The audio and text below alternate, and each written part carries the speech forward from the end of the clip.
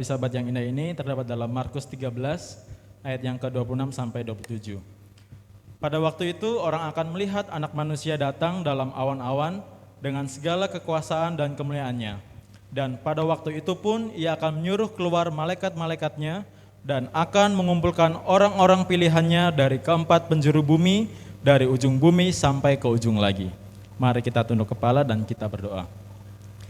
Tuhan Allah Bapa kami yang bertata dalam kerajaan surga, kami puji nama-Mu Tuhan oleh karena berkat dan kasih-Mu, sehingga kami masih dapat memiliki kesempatan untuk dapat merayakan hari Sabat-Mu yang suci ini ya Bapa. Kami bersyukur oleh karena yang masih Tuhan berikan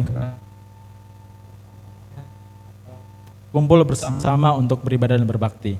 Ya Bapa, kiranya Tuhan boleh berkati selama ibadah kami pada pagi hari ini. Kiranya semua firman Tuhan yang akan kami dengarkan boleh berguna bagi pertemuan iman kami dan menguatkan kami dalam kehidupan kami. Terima kasih Bapa untuk segala berkat dan kasih-Mu. Ampunilah segala dosa dan pelanggaran kami, karena kami berdoa di dalam nama Tuhan Yesus yang telah menjadi juru selamat dan penebus dosa kami. Amin. Silakan duduk kembali. Berbicara tentang pelajaran sekolah sahabat kita pagi hari ini, dan pada minggu ini kita akan belajar sekolah sahabat, yaitu tentang bagaimana persembahan itu merupakan bentuk kesetiaan kepada Tuhan dan bukan kepada manusia. Lalu kita juga akan belajar tentang kesetiaan dalam mengikuti terlepas dari berbagai tantangan datang, serta juga kita akan belajar bagaimana kita perlu untuk memahami dan juga agar kita boleh dapat memahami tanda-tanda akhir zaman. Dan di pelajaran hari Rabu, kita akan berfokus belajar bagaimana umat Allah diharapkan untuk dapat waspada terhadap serta muncul di akhir zaman. Dan bagaimana kita umat-umat Allah untuk menyerahkan segala ketidakpastian kita kepada Tuhan dan pegang teguh kepada lagi. Kita akan sama-sama berdiskusi. Kita bisa berperan turut aktif untuk bertanya atau memberikan tambahan dan dibawakan oleh pendeta muda Ricky Mo. Kami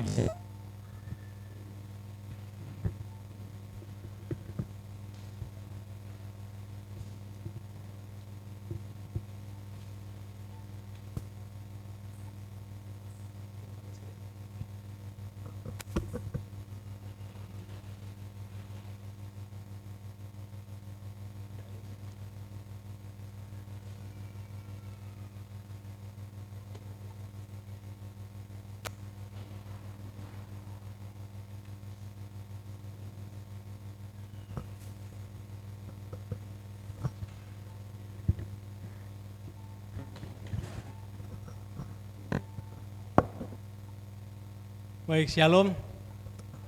Selamat pagi. Selamat Sabat. Sekali lagi selamat hari Sabat untuk kita semua. Senang sekali boleh bertemu dengan Bapak Ibu yang ada di gereja ini, dan saya lihat kelihatannya ada juga yang bergabung di ruang Zoom ya. Nah, Sabat hari ini kembali kita punya kesempatan untuk belajar akan firman Tuhan. Firman Tuhan melalui pelajaran sekolah Sabat. Saya sebagai tamu kurang tahu selesainya sampai jam berapa ini sekolah Sabat. Oh, oke. Dikasih tahu aja nanti kalau udah selesai ya. Ya, sebagai tamu yang baik harus mengikuti aturan yang ada. Jadi Bapak Ibu Saudara, siapa yang masih punya sekolah Sabat? Masih ada? Nah, siapa yang sekolah Sabatnya masih bersih dan halus? Ada? Berarti dijaga dengan baik ya. Nah, tapi biasanya kalau sudah akhir-akhir itu sekolah Sabat makin apa? Makin lusuh ya, karena sering dibuka banyak coretan kita bersama-sama. Tapi sekarang sudah ada juga di HP ya, jadi kita bisa belajar lewat mana aja. Nah, waktu yang ada ini, beberapa menit berikut saya ingin sedikit membagikan apa yang saya dapatkan. Karena setiap pelajaran dari sekolah Sabat pasti punya kesan bagi kita masing-masing. Nah, saya ingin berbagi apa yang kita bisa nikmati dari pelajaran sekolah Sabat. Judulnya adalah hari-hari terakhir. Bapak Ibu, di pendahuluan disampaikan bahwa cerita tentang nubuatan ini dimulai dari zaman para nabi hingga di waktu Yesus, bahkan hingga di akhir zaman. Nah, ini saya rasa bukan kebetulan dituliskan di pendahuluan, karena ini memang jadi dasar yang penting khususnya bagi kita anggota gereja Masih Advent hari yang ke-7. Ada beberapa cara, ada beberapa model interpretasi, ada beberapa cara orang menggunakan nubuatan.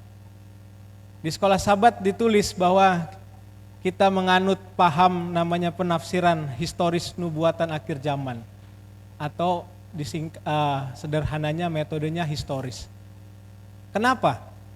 Karena ketika kita mempelajari nubuatan, beberapa orang hanya memahaminya, oh ini masa lampau sudah terjadi, jadi nggak ada efek buat ke masa depannya, karena ini eventnya, kejadiannya sudah pernah terjadi. Lalu ada lagi kelompok orang yang mengatakan, oh ini nanti terjadinya. Contoh tentang 1260 tahun, 3,5 masa, 42 bulan, oh ini nanti terjadinya. Lalu belum pernah terjadi dan terjadinya hanya nanti dan masa depan lah pokoknya. Tapi ketika kita belajar nubuatan ini, kita tahu ada penafsiran historis ini yang gereja Advent pegang ya. Bahwa ketika kita belajar nubuatan itu ada cerita di masa lalunya, ada kejadiannya di sana, dan ini bisa juga diterapkan untuk cerita di masa depan. Tapi saya pikir kita nggak terlalu banyak masuk ke sana, karena rasanya yang lebih penting dari model-model itu, dari bagaimana kita melihat hal tersebut, adalah kalimat yang ada di sekolah Sabat tentang apa yang Yesus mau ya. Yesus tidak hanya meramalkan masa depan, namun juga mengajari murid-murid, baik itu dulu ataupun kita sekarang. Jadi kita harus sepakat bahwa apa yang dikatakan Yesus pada waktu itu adalah untuk murid-muridnya di waktu itu, dan juga untuk murid-muridnya zaman sekarang, yaitu Bapak, Ibu, Saudara, dan saya. Apa yang Yesus mau? Ini dia kalimatnya. Bagaimana mempersiapkan diri menghadapi datangnya apa? Pencobaan. Jadi sepanjang minggu ini kita mau tahu bagaimana supaya mempersiapkan diri menghadapi datangnya apa? Pencobaan. Baik itu pencobaan sehari-hari ataupun dalam kerangka di akhir zaman ya. Cerita ini saya pikir juga tidak kebetulan bagaimana penulis sekolah Sabat mengawali semuanya sebelum masuk ke Markus 13. Diambil cerita di Markus 12 bagian yang terakhir. Ini adalah cerita yang sudah sering kita dengar. Bahkan mungkin cerita anak-anak yang sudah biasa kita dengar. Ini adalah cerita bagaimana ada janda yang memberikan berapa? 2 koin ya. Di sekolah Sabat dituliskan, jumlah ini adalah 1/3 dari 1 dinar. Di Alkitab juga diberikan keterangan 1 dinar itu upah pekerja sehari. Beberapa hari yang lalu di pastori saya di Pasuruan, itu lagi ada tukang. Tukangnya sehari 150, kulinya 100. Jadi kalau mau hitung-hitung 1/32, yang 150.000 itu 4.000 sekian kalau dibagi 32. Yang 100 mungkin hanya 3.000 sekian. Jadi jumlah yang saya pikir kita sepakat ya, bahkan jika dikonversi ke hari ini jumlahnya sangat kecil. Mungkin nggak sampai 5.000 persembahannya, mungkin 2.000-an atau 1.000-an. Tapi apa yang Yesus katakan?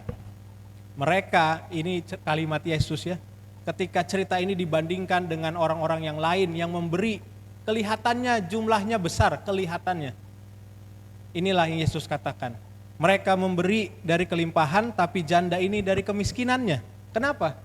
Mereka masih memiliki yang tersisa, tapi janda ini memberikan semua yang dia miliki untuk hidup. Singkat cerita, Bapak Ibu, bagi saya ada 2 pelajaran yang rasanya penting dari cerita yang pertama ini. Yang pertama tentang kesetiaan. Dari cerita janda miskin yang memberikan persembahan, kita belajar tentang kesetiaan. Dia tetap memberi meskipun situasinya apa? Sulit. Bapak Ibu, ketika mungkin di kantong kita ada kantong kanan 10.000, kantong kiri 20.000, kantong atas 50.000, ketika mau keluaran yang 5.000, bebannya nggak ada. Kenapa? Oh, di kiri masih ada, di atas masih ada. Tapi kalau hanya di kantong kanan tinggal 5.000, dan selembar-selembarnya kita pasti pikir bolak-balik mau kasih apa, mau keluarkan ini. Bayangkan cerita janda ini, dia tetap memberi walaupun situasinya sulit. Dalam hal ini dia miskin, tidak punya apa-apa dan hanya itulah yang dia punya. Lalu yang menarik dari pelajaran sekolah Sabat juga disampaikan demikian. Janda ini tetap memberi walaupun, Bapak Ibu kita tahu di zaman itu pelayanan imam ya ada banyak cerita yang tidak baiknya. Bahkan Yesus pernah marah di bait suci cerita yang lalu ya. Karena ada dagang ya. Itu sebenarnya bukan sekedar dagang, tapi bagaimana imam-imam itu ambil kepentingan dari jualan di bait suci itu juga kalau kita baca tulisan Nyonya White. Walaupun pelayanannya tidak baik, janda ini tetap apa? Tetap memberi. Yang berikut, pelajaran kedua dari cerita sederhana ini adalah tentang pengorbanan. Karena dia memberi semua yang apa?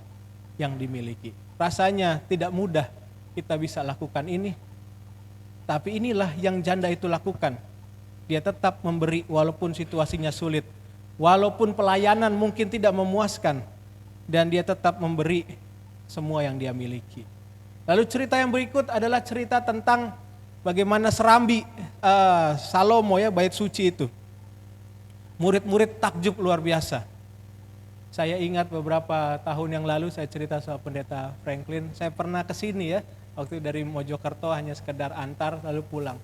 Seingat saya dari ingatan yang saya lupa-lupa, waktu itu nggak terlalu besar ya, dan gerejanya lantai 1 lalu pastornya di lantai 2. Tapi tadi saya ke sini, wah bagus sekali ya. Selama ini saya cuma lihat-lihat di kalau pendeta Franklin mungkin update di grup ada mana. Ternyata begitu datang lebih baik dari yang pernah terlihat. Murid-murid waktu itu juga kagum lihat bait suci. Lalu dia bilang, guru lihat betapa kokoh batu itu, betapa megahnya gedung itu. Lalu Yesus bilang, kau lihat gedung yang hebat, tidak satu batu pun akan dibiarkan terletak di atas batu yang lain, semuanya akan apa? Diruntuhkan. Bapak Ibu lihat bagaimana murid-murid pertama mengagumi, memuji-muji bentuknya. Gedungnya luar biasa, kokoh batunya. Harusnya kalau perbincangannya mau enak, kalimatnya, oh iya betul ya, gedungnya bagus ya. Itu kan perbincangannya jadi mungkin bisa berlanjut. Tetapi cerita ini Yesus langsung patahkan diskusinya. Lihat gedung yang bagus ini, nanti akan rubuh. Semuanya akan apa? Diruntuhkan. Tapi justru cerita itu yang menarik. Makanya murid-murid tanya, bila manakah itu akan terjadi? Apa tandanya? Jadi pertanyaannya 2. Kapan nanti bait sucinya akan rubuh? Lalu apa tandanya kalau bait sucinya akan rubuh? Bapak Ibu Saudara, kalau kita baca cerita di sekolah Sabat, kalimatnya Yesus menghabiskan sebagian besar waktunya bukan untuk menggambarkan kehancuran apa? Yerusalem. Kan ini yang murid-muridnya mau tahu. Bagaimana ini terjadi, kapan ini terjadi, tapi Yesus gak bahas itu. Melainkan untuk memperingatkan murid-muridnya tentang apa yang dapat mereka harapkan dalam pelayanan untuk mendirikan gereja Kristen mula-mula. Jadi gantinya Yesus fokus menjawab, oh bagaimana ini terjadi, nanti hancurnya akan seperti apa, kapan? Yesus bawa jawabannya kepada murid-murid supaya tetap fokus kepada pelayanan misi. Bagaimana nanti mereka akan hadapi kesusahan, tapi jemaat ini, gereja ini harus tetap berdiri. Ini yang Yesus sampaikan. Dari sini kita juga belajar, murid-murid khawatir, bagaimana itu nanti terjadi, kok bisa bangunan yang megah ini akan rubuh. Kesimpulan dari cerita tentang ini adalah umat Allah tidak perlu takut terhadap kekacauan dan pencobaan. Kenapa? Karena walaupun ada kesukaran, walaupun ada kesulitan, walaupun murid-murid dihadapkan pada pergumulan dan bahkan siksaan, Roh Kudus Tuhan yang akan menuntun dan menuntun mereka melewatinya. Nah, Bapak Ibu, cerita yang berikut adalah cerita tentang pembinasa keji dan ada cerita tentang kesusahan besar. Siapa itu, apa itu pembinasa keji? Nah, cerita yang Yesus ambil di Markus 13 ayat 14. Cerita tentang pembinasa keji itu bukan baru sekali muncul di situ. Pernah beberapa kali muncul dalam buku Daniel. Ada cerita di Daniel 9, Daniel 11. Sorry, ini nggak keluar ya.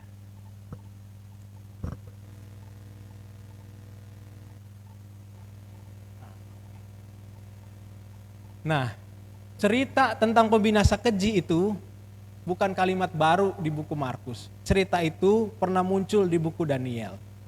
Nah, siapakah raja yang akan datang yang membinasakan kota Yerusalem? Itu adalah cerita bagaimana nubuatan tentang Yerusalem itu akan dikepung, dan itu mulai sekitar tahun 60-an, dan kita semua tahu dalam sejarah tahun 70 bait sucinya akhirnya apa? Dihancurkan. Nah, disinilah masa-masa ketika Roma masuk dan akhirnya orang-orang Kristen itu harus lari ya. Nah, Bapak Ibu, biasanya kita ketika belajar tentang kesusahan besar, saya ingin bahas ini sedikit. Di Alkitab bahasa Indonesia itu ada kalimat kesusahan besar dan juga kesesakan besar. Mungkin kalau kita belajar nih apa bedanya?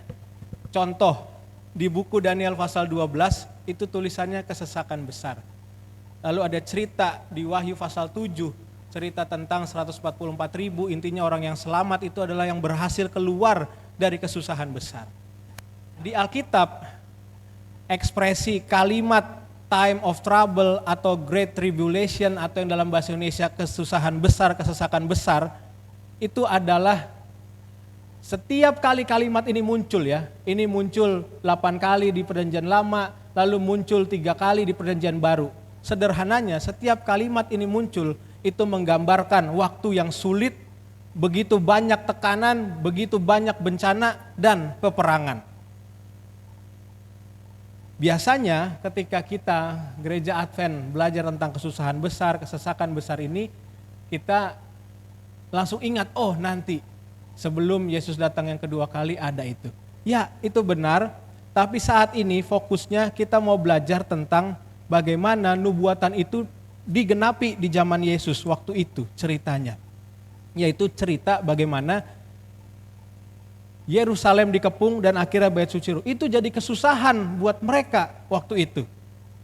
Nah, ketika kita belajar pembinasa keji dan kesusahan besar, tentunya banyak pertanyaan ya kalau kita mau gali, mau pelajari ini. Tapi saat ini mungkin kita tidak ada waktu, kita ingin fokus ke pelajaran sekolah Sabat. Yang sekolah Sabat ingin sampaikan adalah sederhananya begini. Yesus kasih nubuatan bahwa Yerusalem akan hancur. Dan itu kejadian. Tahun 60 dikepung, mulai masuk, dan tahun 70 bait suci hancur.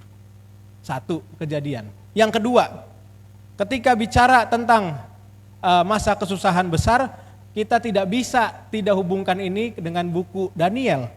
Di sana ada cerita bagaimana tanduk kecil yang akan berkuasa 3,5 masa, 42 bulan atau juga 1260 hari. Bapak Ibu, sederhananya Alkitab menggunakan ekspresi yang berbeda untuk menjelaskan hal yang sama. Jadi 3,5 masa, 42 bulan, 1260 hari itu sama. Itulah kekuasaan tanduk kecil mulai 538 sampai 1798. Itu ada di pelajaran sekolah Sabat. Sederhananya begitu.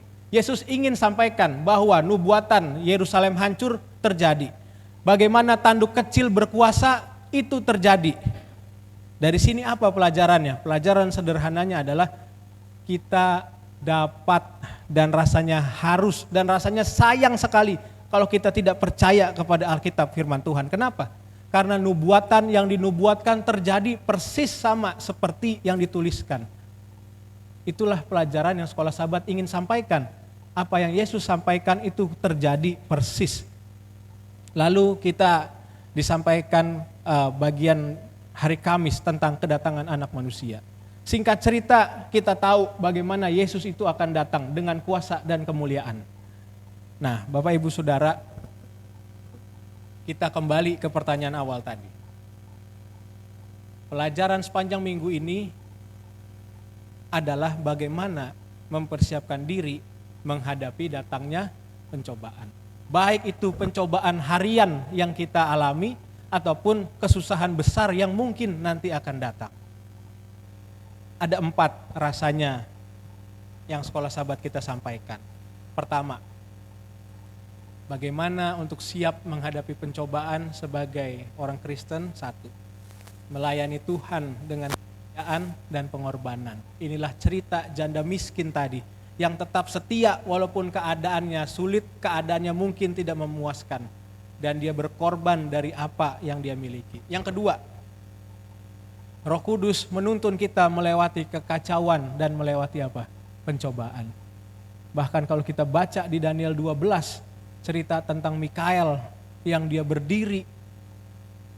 Waktu itu ada kesusahan yang tidak pernah terjadi sebelumnya, tetapi Mikael itu akan menjaga, menuntun, membebaskan umat-umat Tuhan dari kesulitan. Itulah cerita ini. Walaupun ada kekacauan, walaupun ada pencobaan, Roh Kudus Tuhan yang akan menuntun. Lalu yang ketiga, dari pelajaran sekolah sahabat kita belajar bagaimana mempelajari dan mempercayai nubuatan Alkitab. Bapak Ibu, kita bersyukur ada di gereja Masehat ke-7. Salah satu pekabaran yang kita miliki adalah tentang Bapak Ibu sudah kita.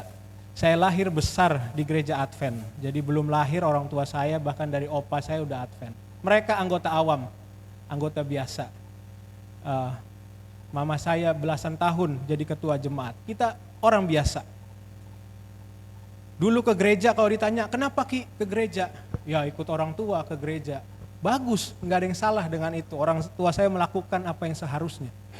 Tapi ada waktu di mana saya semakin besar dan sebagai orang dewasa, nggak bisa lagi kita berkata, kenapa Ki ke gereja? Karena ikut siapa? Orang tua saya. Walaupun itu mungkin dulu baik karena waktu kecil. Tapi setelah jadi dewasa, kita harus tahu apa yang kita pegang. Kita harus bisa berdiri sendiri. Kenapa saya tetap percaya kebenaran ini? Kalau saya percaya hanya karena ikut orang tua, apa bedanya saya dengan orang-orang yang lain yang hanya mengikuti karena orang tua? Ini kesaksian saya. Saya mulai belajar sendiri. Kenapa sih hari Sabat? Ya walaupun dari kecil udah dengar-dengar, tapi kan rasanya kurang puas ya. Kenapa sih kita percaya ini? Kenapa kita nggak lakukan ini? Kenapa begini? Kenapa begini? Salah satunya yang saya takjub adalah ketika kita belajar nubuatan Alkitab. Bapak Ibu tahu, kalau kita mau jujur, tidak ada buku agama apapun di dunia ini selain Alkitab yang menunjukkan nubuatan itu ribuan tahun yang lalu terjadi persis seperti yang disampaikan. Tidak ada, hanya Alkitab yang bisa lakukan itu. Dan gereja kita punya pekabaran tentang nubuatan itu. Bapak Ibu bayangkan, cerita tentang bait suci runtuh, cerita tentang tanduk kecil yang berkuasa, dan cerita tentang yang lain. Angka-angkanya tahunnya persis terjadi. Cerita 2300 petang dan pagi, persis terjadi tahun-tahunnya. Bagaimana Yesus dibaptis, bagaimana Yesus akan mati, bagaimana Injil itu akan diberitakan setelah keluar setelah kematiannya Stefanus, persis detil terjadi. Dan Alkitab tuliskan itu. Dan bagi saya ketika itu, rasanya tidak ada alasan untuk saya tidak percaya. Dan saya merasa rugi kalau tidak percaya. Karena Alkitab begitu detil memberikan kabar nubuatan. Itu yang ketiga. Lalu yang keempat. Dari pelajaran sekolah sahabat ini kita belajar. Fokus pada misi Allah. Ketika murid-murid tanya, kapan, bagaimana ini terjadi? Yesus gak pusing jelasin, nanti rubuhnya akan begini, sisi ini yang hancur. Yesus gak jelasin itu. Yesus jelaskan bahwa kamu akan disiksa, kamu akan menderita, tapi pekabaran ini harus tetap berlanjut. Dan firman Tuhan tetap harus diberitakan. Itu fokusnya. Bapak Ibu, dalam pelayanan ini, dalam kehidupan kerohanian kita, banyak kesusahan, banyak mungkin pergumulannya, banyak yang mungkin gak puas kita lihat ya. Kenapa sih ini kok begini? Susah sekali ya, ini begini. Tapi fokus, misi, pekerjaan Tuhan itu tetap harus berjalan. Lalu yang berikut, setelah berfokus pada misi Allah, kita perlu bersiap untuk menyambut kedatangan Tuhan yang kedua kali. Dan inilah bagaimana gereja kita. Bapak Ibu Saudara, saya pikir waktunya cukup singkat. Saya boleh berbagi apa yang saya dapatkan dari pelajaran sekolah sahabat. Dan di pelajaran sekolah sahabat itu kalau Bapak Ibu buka di pendahuluan, ada cerita bagaimana karena murid-muridnya bertanya, akhirnya kita dapatlah pelajaran yang baik ini. Penjelasan Yesus ini diawali oleh pertanyaan dari murid-muridnya. Bagaimana ini terjadi, kapan ini terjadi. Jadi intinya adalah dari pertanyaan bahkan dari kesalahpahaman kita bisa belajar tentang kebenaran. Nah, Bapak Ibu Saudara, mungkin bila mana ada tanggapan, ada tambahan, kita bisa berbagi bersama apa yang Bapak Ibu dapatkan, dan bila mana mungkin ada pertanyaan, kita boleh sama-sama belajar ya. Nah.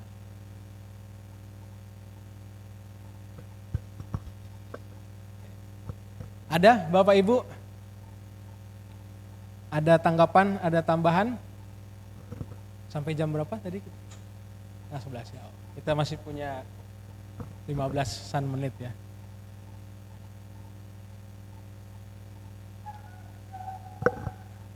Baik. Silakan, Pak.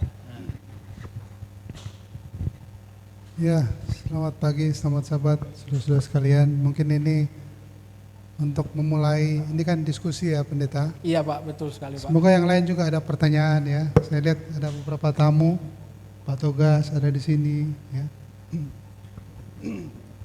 Saya ingin kita ke pelajaran awal mengenai wanita atau janda yang memberikan persembahan 2 peser kalau bahasa Alkitab, dan Yesus mengatakan itu adalah pemberian yang terbesar ya, yang terbaik.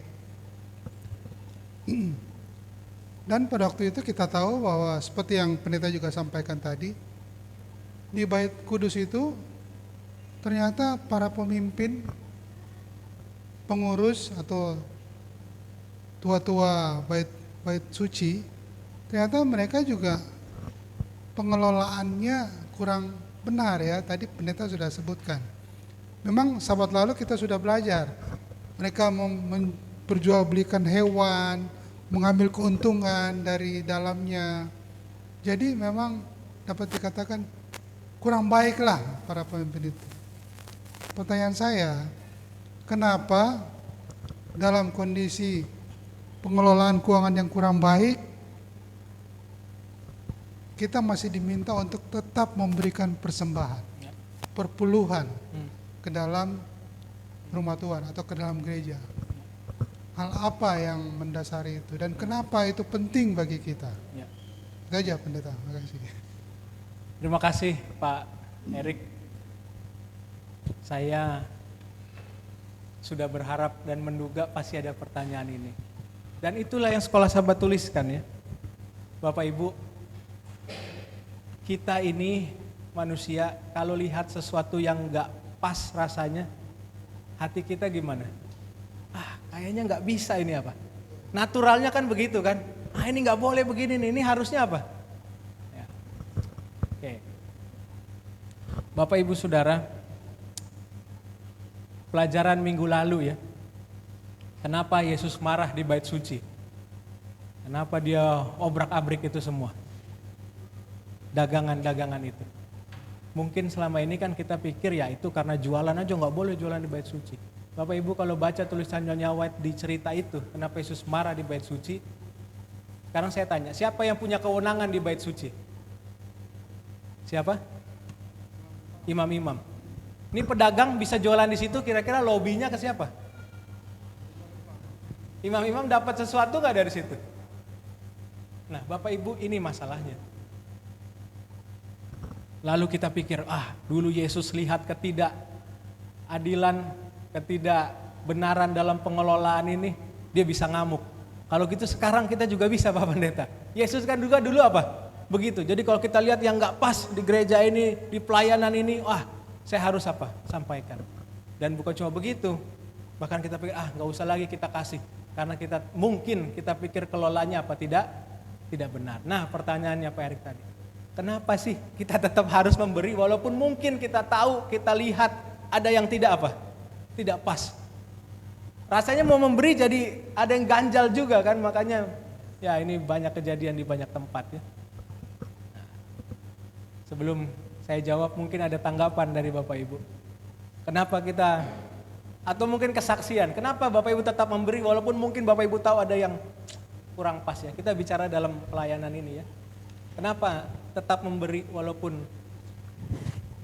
ada yang mungkin tidak pas terjadinya. Ada yang mau menanggapi?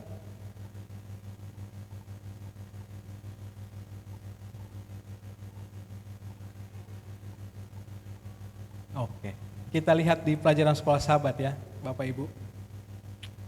Ini kalimat yang terakhir ya. Dua paragraf terakhir.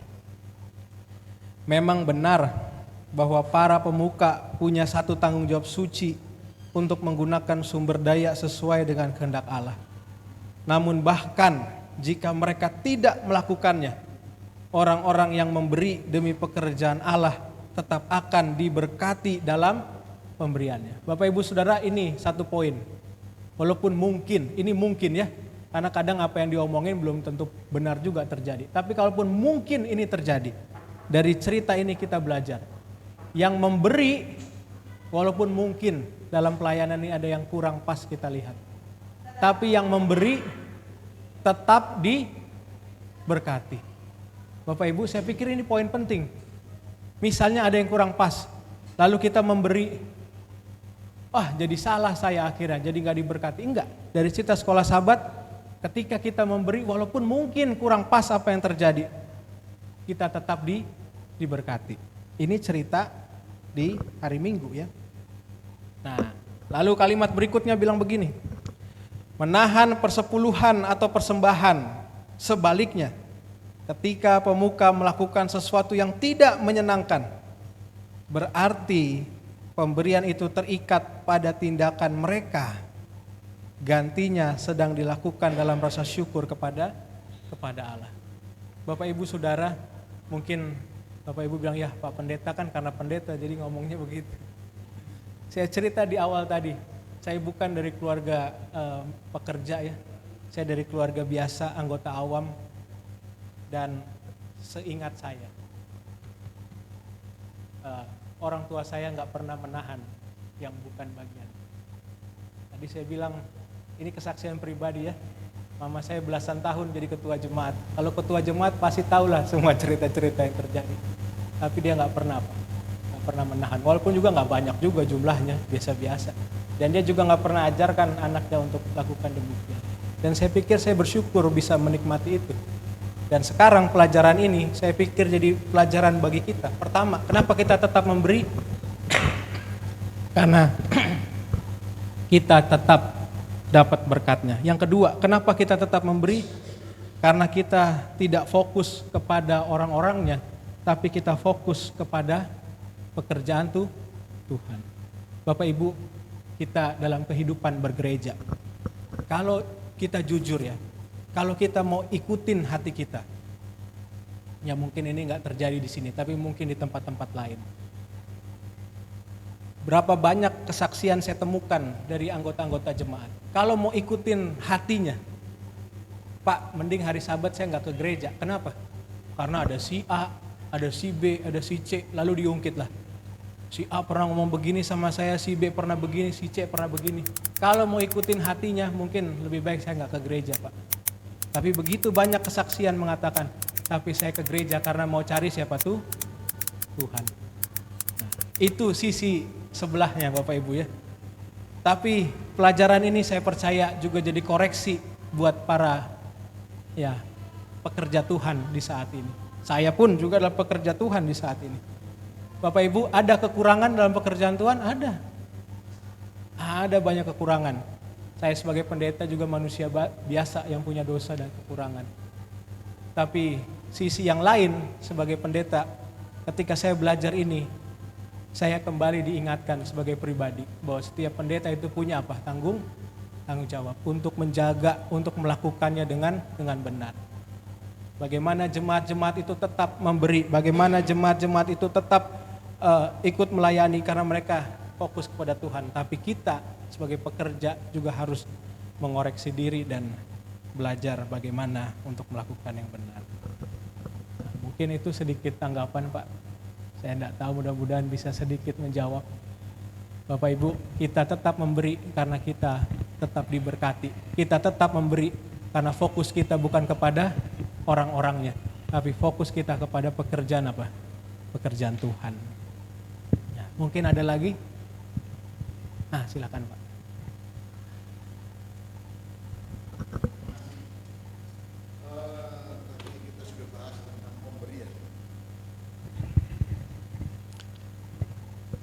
Tadi kita sudah bahas tentang pemberian. Pemberian kalau fokus kepada pekerjaan Tuhan, berkat katanya ya. Itu adalah satu berkat. Nah, yang saya tanya di sini adalah sesuai dengan pertanyaan hari Jumat. Memberi kepada pekerjaan Tuhan adalah satu hal. Memberi dengan pengorbanan adalah hal lain. Apakah perbedaan? Dan mengapakah perbedaan itu penting?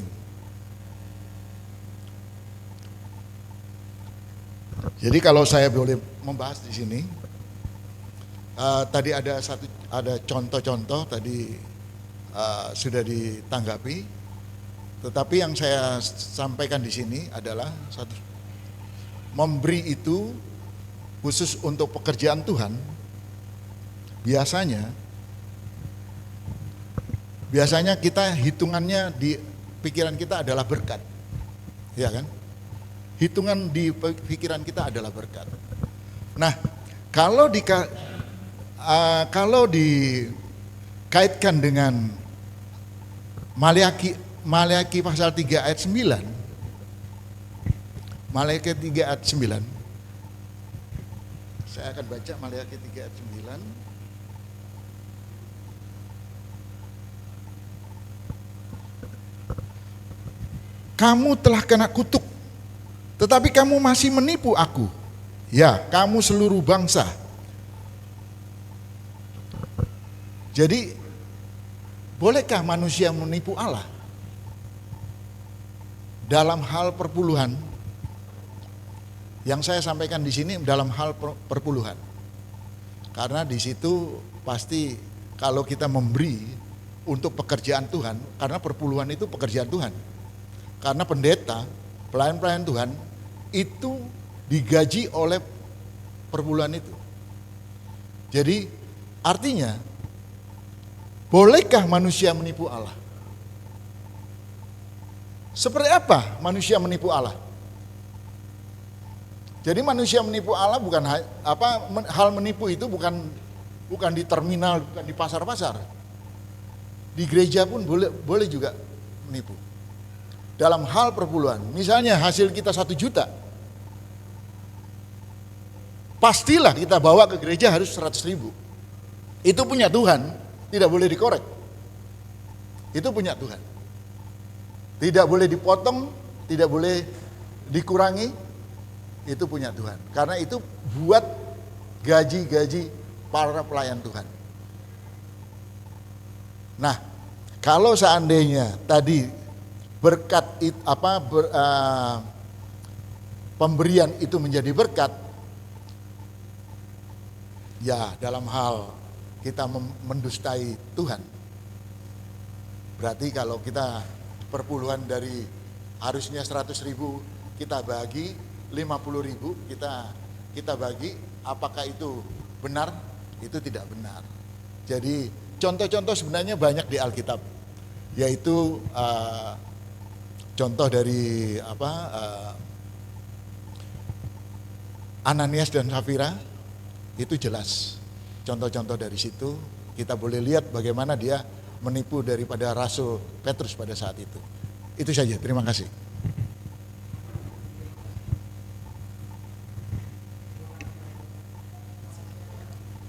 Edward ya. Tamu juga Pak ya. Tamu juga ya. Oh, sama Pak, saya juga tamu ya. Jadi terima kasih Pak sudah berbagi pelajaran ya. Terima kasih banyak. Ada lagi Bapak Ibu? Mungkin sedikit menanggapi yang tadi ya. Karena Pak Togas angkat pertanyaan ini tadi. Memberi kepada pekerjaan Tuhan satu hal. Memberi dengan pengorbanan adalah hal yang lain. Apa bedanya? Nah,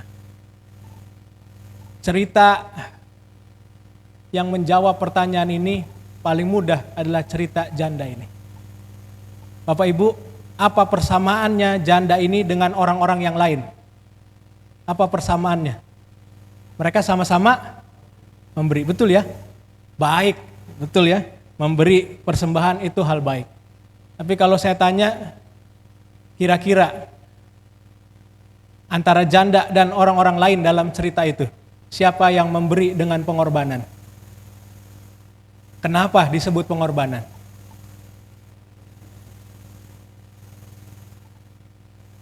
Kenapa disebut berkorban? Apa Bu?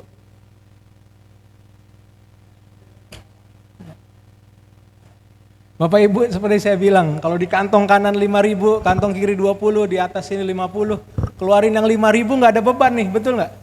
Masih ada yang di sini. Tapi kalau di kantong tinggal 5.000-nya, nggak ada lagi yang lain. Lalu ada orang minta, Pak, saya belum makan hari ini, bisa nggak kasih makan? Saya minta 5.000 aja. Bapak Ibu mau kasih nggak? Kita pasti berpikir, wah saya aja tinggal punya 5.000 ini, masa saya apa? Tapi ketika kita kasih apa yang kita punya semuanya, itu namanya apa? Pengorbanan. Terima kasih Pak ya, sudah menanyakan pertanyaan yang baik ini. Ada lagi Bapak Ibu yang Bapak Ibu dapatkan atau mungkin pertanyaan? Masih ada? Sudah waktunya ya? Oh ada, silakan.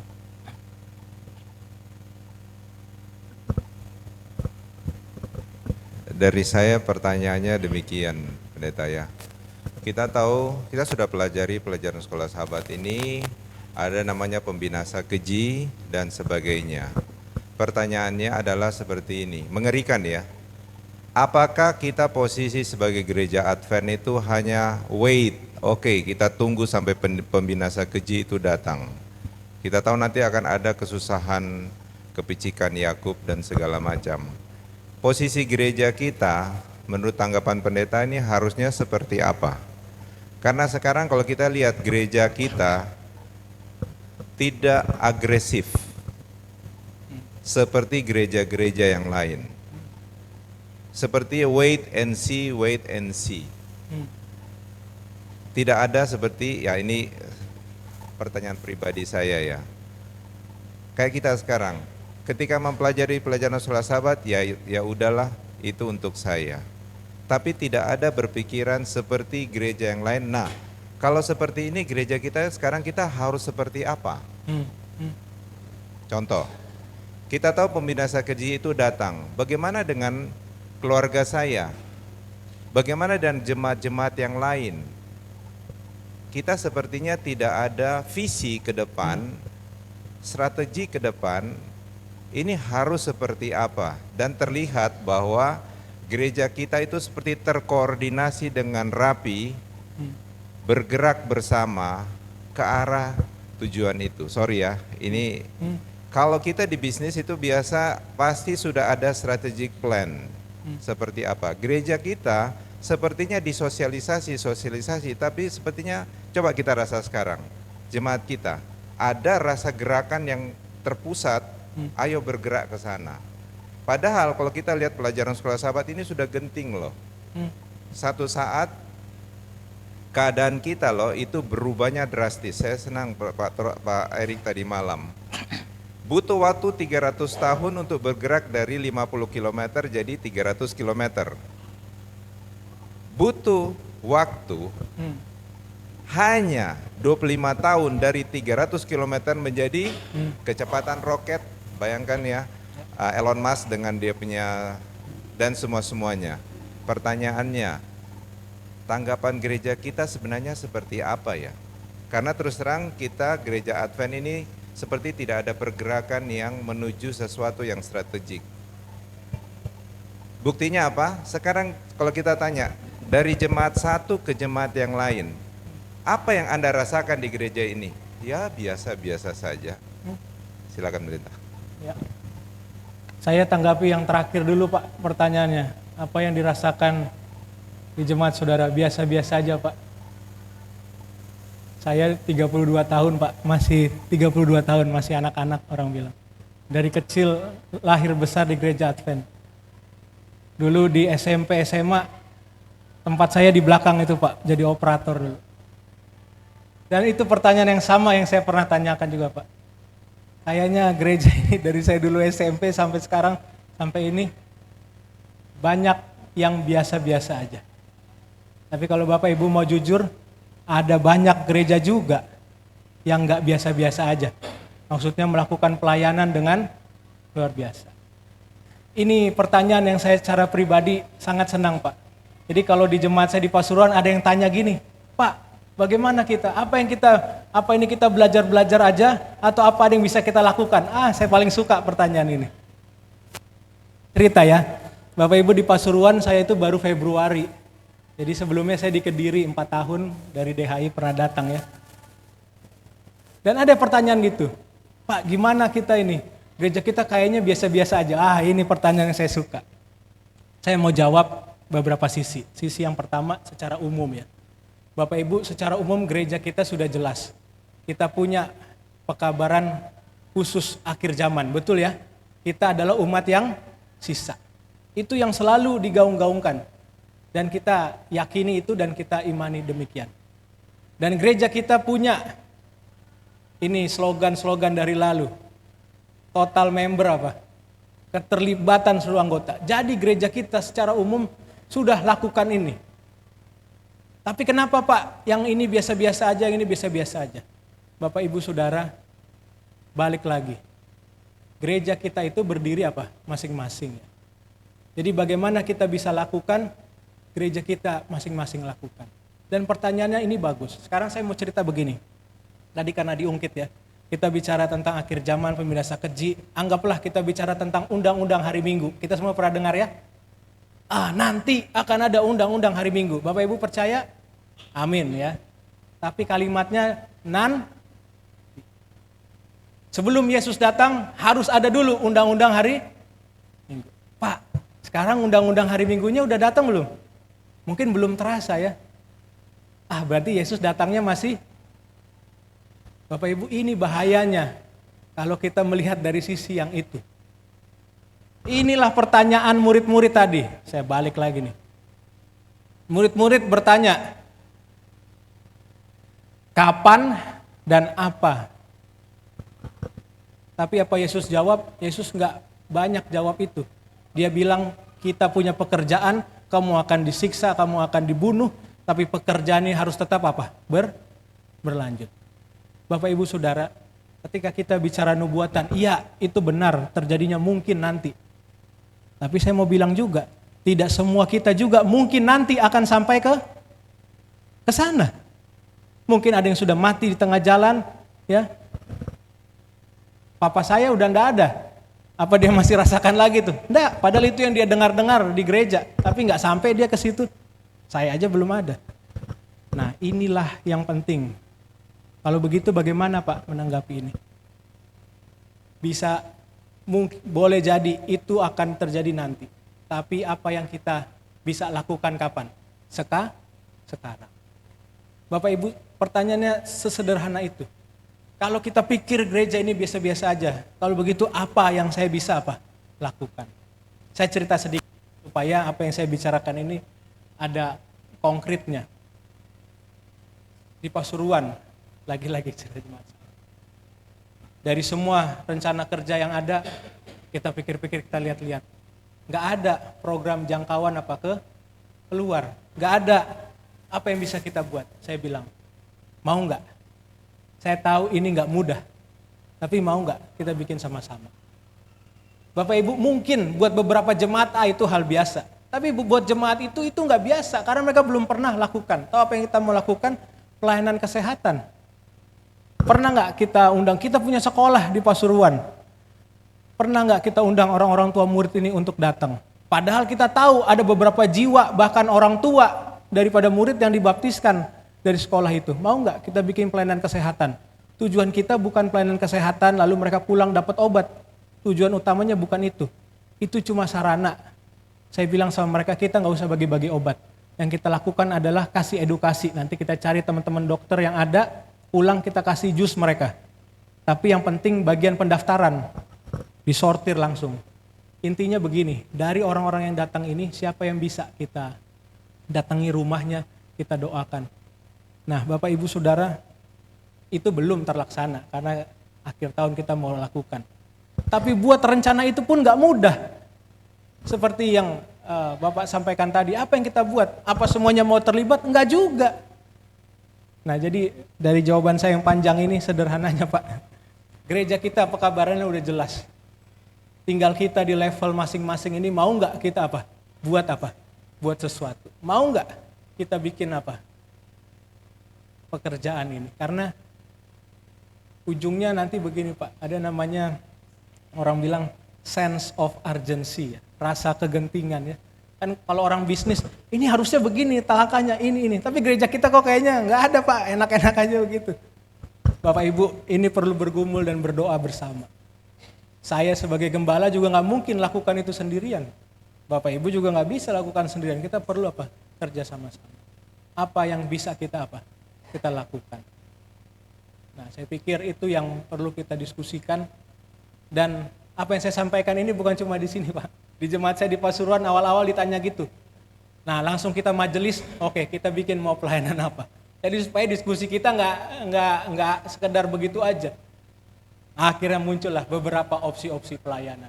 Kalau kita yakin gereja kita gereja akhir zaman, kita harus menjangkau keluar, ayo kita buat. Dan polanya sudah ada, gereja kita kurang, semua bahannya sudah ada, semua caranya sudah ada, tinggal kita bekerja bersama. Mudah-mudahan bisa membantu menjawab apa yang kita bisa lakukan sekarang di sini. Masih ada waktunya? Udah.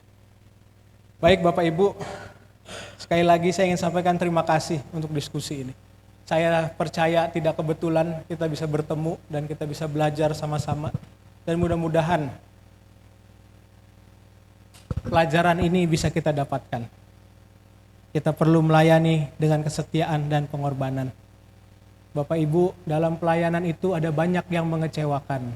Ada banyak cobaannya. Dan gereja ini, gereja umat yang sisa, kita punya pekabaran akhir zaman. Kita perlu belajar nubuatan. Dan apapun yang terjadi ya, ada yang jelek, ada yang ini. Ingat cerita Yesus. Ketika murid-muridnya tanya, Tuhan kapan ini bagaimana? Fokusnya bukan itu. Fokusnya adalah pekerjaan ini harus diselesaikan. Mudah-mudahan ini boleh jadi kekuatan bagi kita. Tuhan berkati kita. Berdoa ya. Oke, mari kita berdoa. Bapa di sorga, terima kasih untuk pelajaran sekolah Sabat yang boleh mengingatkan kita. Tuhan, kami punya banyak kekurangan dan kelemahan, tapi di saat yang sama Roh Kudus Tuhan selalu menguatkan. Biarlah kami dapat menyerahkan hati dan diri kami. Kami tahu waktunya sudah dekat, biarlah Roh Kudus Tuhan yang menuntun hikmat bijaksana sorga boleh mengajari kami apa yang bisa kami lakukan bagi pekerjaan Tuhan ini.